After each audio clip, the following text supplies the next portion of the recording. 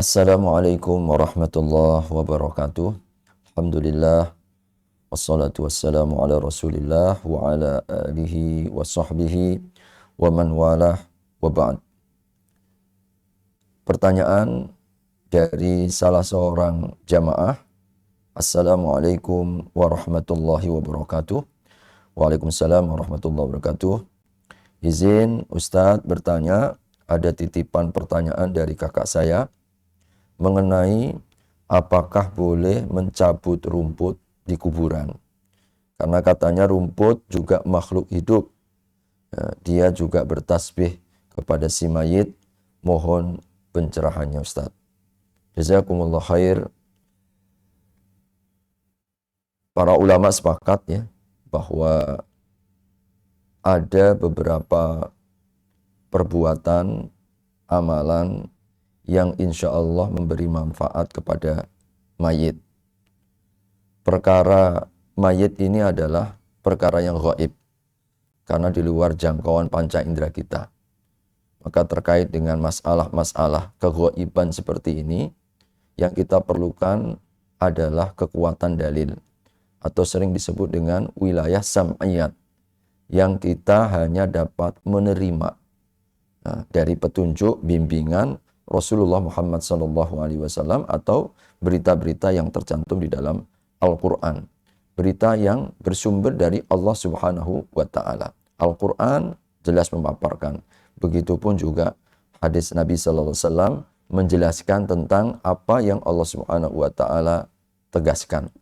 Maka terkait dengan masalah ini kita dibatasi ya dengan sampainya dalil atau tidak adanya dalil atau tidak adanya dalil atau tidak adanya dalil.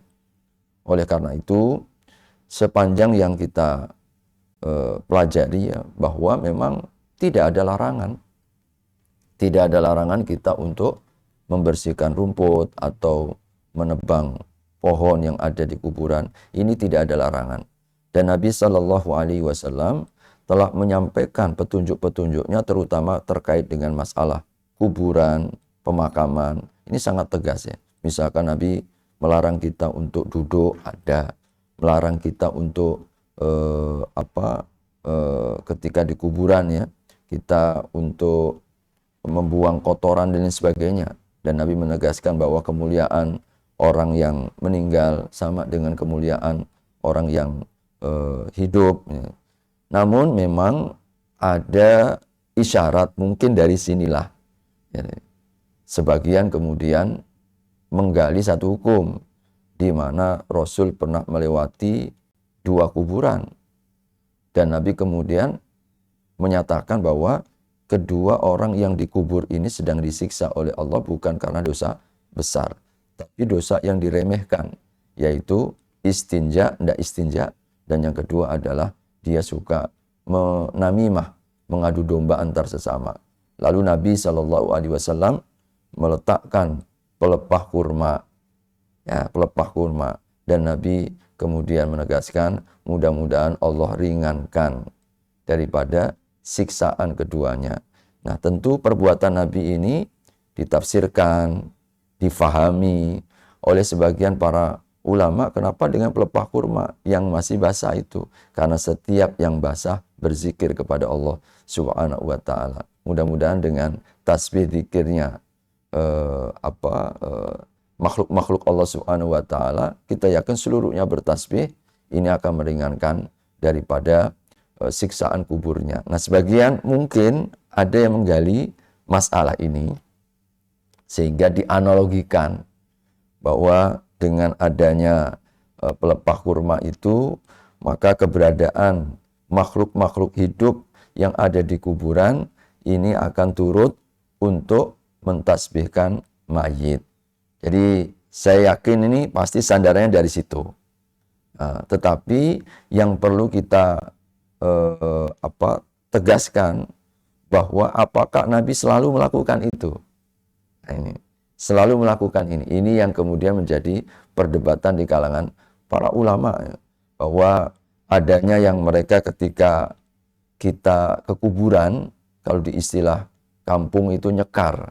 bawa bunga, bawa ini. Ini asal usulnya adalah dari peristiwa Nabi itu. Jadi sandarannya mereka rata-rata dari situ.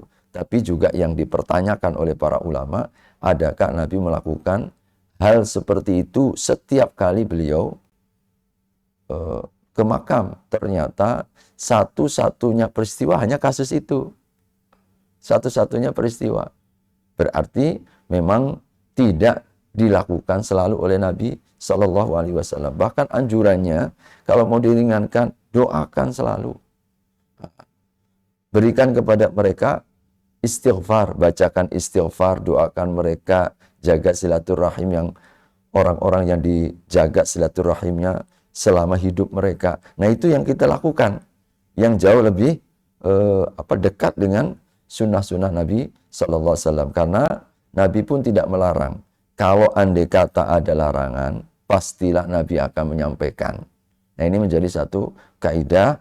Kalau memang ada larangan, maka pasti Nabi SAW akan menyampaikan sebagaimana dilarang kita duduk, dilarang kita untuk buang-buang kotoran di sana, artinya memberikan penghormatan ya kepada orang-orang ahli kubur ya. Nah ini kalau memang ada pasti akan disampaikan. Oleh karenanya terkait dengan hukum mencabut rumput di kuburan tidak ada larangan sama sekali.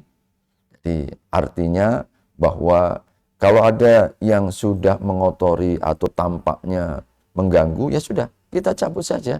Tidak masalah, tidak ada yang perlu kita khawatirkan. Jangan sampai malah kita nanti nggak mendoakan, adalah cukup tasbihnya rumput ya. Kita tidak perlu mendoakan kepada mayat, malah salah besar. Jadi insya Allah karena tidak ada larangan, silahkan dibersihkan. Dan tidak harus kemudian di atas kuburan itu harus ditanam. Ini saya perhatikan di beberapa pemakaman, di atas kuburannya entah dikasih bunga, entah dikasih, dengan keyakinan seperti ini. Lalu merasa cukup bahwasanya dengan tasbihnya bunga itu terhadap mayit, jelas tidak. Jadi karena Nabi SAW itu sifatnya kasuistik yang tidak bisa kita jadikan satu dasar yang sifatnya baku, bahwa kita harus setiap kali kita ziarah kubur dengan tabur bunga dan sebagainya, atau dengan menanam pohon dan sebagainya. Ternyata tidak.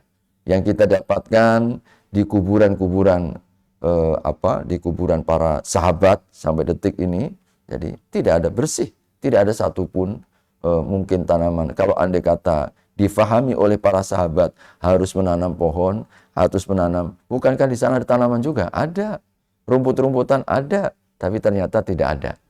Yang kita lihat adalah bersih, karena memang insya Allah yang paling memberi manfaat adalah amal kita, lalu kemudian doa-doa orang yang masih hidup. Insya Allah demikian, mudah-mudahan bisa memberikan jawaban. Aqulu qouli hadza wa astaghfirullah. Subhanakallahumma wa bihamdika asyhadu an la ilaha illa anta astaghfiruka wa atubu ilaik. Wassalamualaikum warahmatullahi wabarakatuh.